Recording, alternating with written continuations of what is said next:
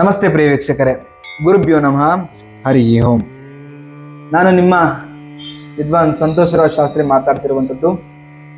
ಮಾಟ ಮಂತ್ರ ಪ್ರಭಾವಗಳಿಂದಾಗಿ ತುಂಬ ರೀತಿಯ ಸಂಕಷ್ಟಗಳು, ಬಾಧೆಗಳು, ತೊಂದರೆಗಳನ್ನ ಅನುಭವಿಸಿರ್ತೀರಿ.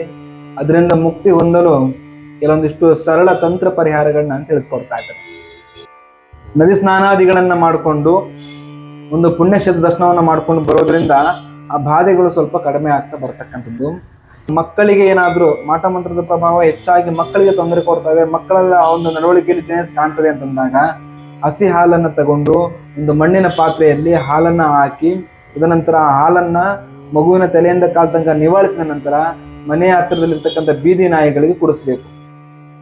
ಭ್ರೂಮಧ್ಯದಲ್ಲಿ ಯಾವಾಗಲೂ ಕೂಡ ಅರಿಶಿನ, ಕುಂಕುಮ, ಗಂಧ, ವಿಭೂತಿ ಅಥವಾ ಹುತ್ತದ ಮಣ್ಣು ತಿಲಕದ ರೂಪದಲ್ಲಿ ಪ್ರತಿನಿತ್ಯ ಇಟ್ಕೊಂಡು ಬರೋದ್ರಿಂದ ಬಾಧೆಗಳು, ತೊಂದರೆಗಳು ನಿಮಗೆ ಕಡಿಮೆ ಆಗ್ತಕ್ಕಂಥದ್ದು. ಎಲ್ಲ ಕ್ರಮಗಳನ್ನ ಅಳವಡಿಕೆ ಮಾಡ್ಕೊಂಡು ಮಾಡಿ ಖಂಡಿತವಾಗ್ಲೂ ನಿಮ್ಗೆ ಎಲ್ಲಾ ರೀತಿಯಲ್ಲೂ ಕೂಡ ಒಳ್ಳೇದಾಗತ್ತೆ.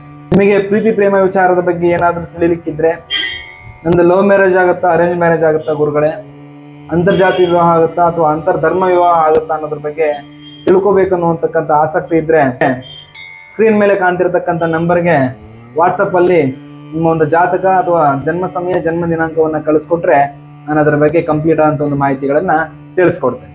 ನಮಸ್ತೆ.